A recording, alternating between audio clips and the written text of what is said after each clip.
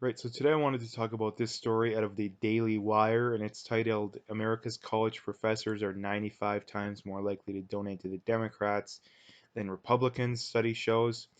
And reading a little bit about it, the study conducted by the Heterodox Academy Director of Research Sean Stevens and Brooklyn College Professor Mitchell Langbert found a ratio of 95 to 1. College professors across the country donated heavily to Democrats over Republicans.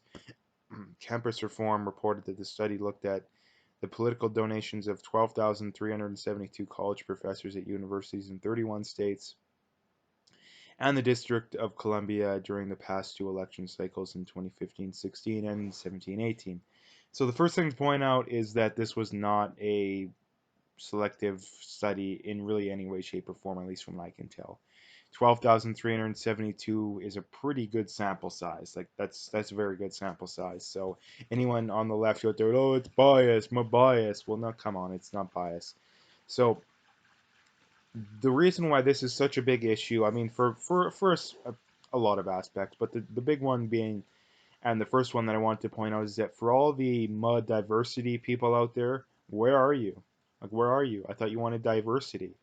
And like I've said before in my hypothesis when it comes to the diversity people, and this just proves it even more right, is that they only want diversity when they perceive or when it benefits them. That it's always the left who preaches diversity and how great of a thing it is. And the reason why they want diversity, as in more people from the third world, namely black and brown people, just for argument's sake, the reason why they want those people and not say, let's say, more people from Japan or more people from Europe, native Europeans, white native Europeans, is very simple, and that the people from the third world are a lot more likely to vote for them. And to disagree with that argument, you would first of all you'd have to argue against basic human biology, and that would have to be like saying is that the left is perfectly fine and supports a policy that goes directly against their own self-interest. And it's very simple in that the right is generally against mass immigration because it goes against their self-interest. The left is for it because it goes for their own self-interest. People paint people like me that make arguments like that as these horrible, terrible people, and that all we're arguing is that people people want their own what's best for themselves. They go for their own best self-interest. Like it makes no sense. It's not doomsday, assigning these horrible traits to people. It's saying, yeah, people on the left will support what's in their own best interest. People on the right support what's in their own best interest. This is just another example of the left projecting their own beliefs on other people, and that they always say that the right is these horrible racist Nazis for not wanting immigration or mass immigration, even though the reason that they don't want it, at least the overwhelming majority of the time, is that the more mass immigration happens, the less likely a Republican or a true Republican or conservative prime minister or president is going to get elected in the near future. And that's the one thing that really, really bothers me about the left. That is the massive difference between the left and the right. Is that the difference between the left and the right largely is that the left never bakes into their argument with the right the other side's argument. Like if the left understood this, whenever they would make the argument, they wouldn't say the right is racist. They would say that the right is just going against their own self-interest. Like that's all they would say. And then like I would respect them if they made that argument. Like they're still wrong, but at least I can respect them. But that's kind of that. Like I said, the big points being is the diversity part of it is that all the people that love diversity and it's the greatest thing ever. And well, where are you? If you want diversity, then you need to practice it all the time, not just the times when it supports you and your side. And this is a time when it doesn't support the left. It doesn't support the left's agenda to have equal number of conservative professors as liberals or Democrats, but they don't care.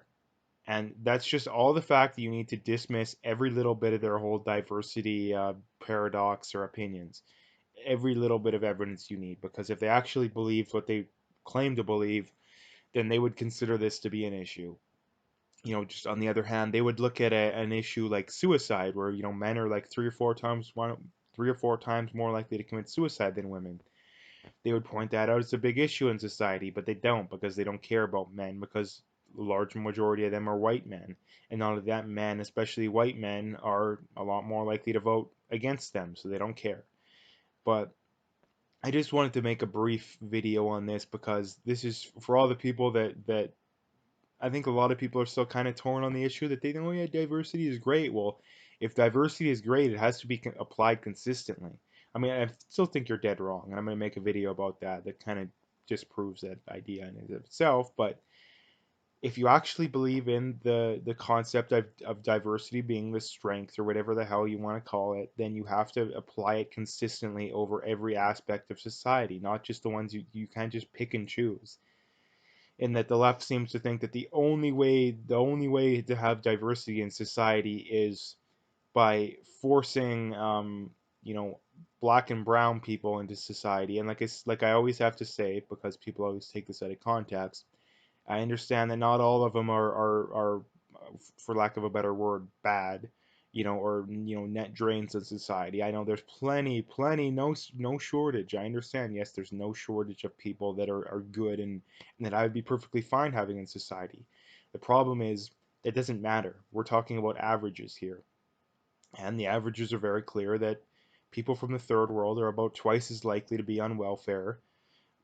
And when we're in a state of already having massive amounts of debt, we can't afford to keep going that way. So, yeah, that about sums it up. I could talk forever on this issue, but I wanted to make a brief video about it because it kind of flies in the face. And it's not like most people don't understand this that are watching it, but there's some people that maybe they don't have a lot of good examples to point to, and this is a good one.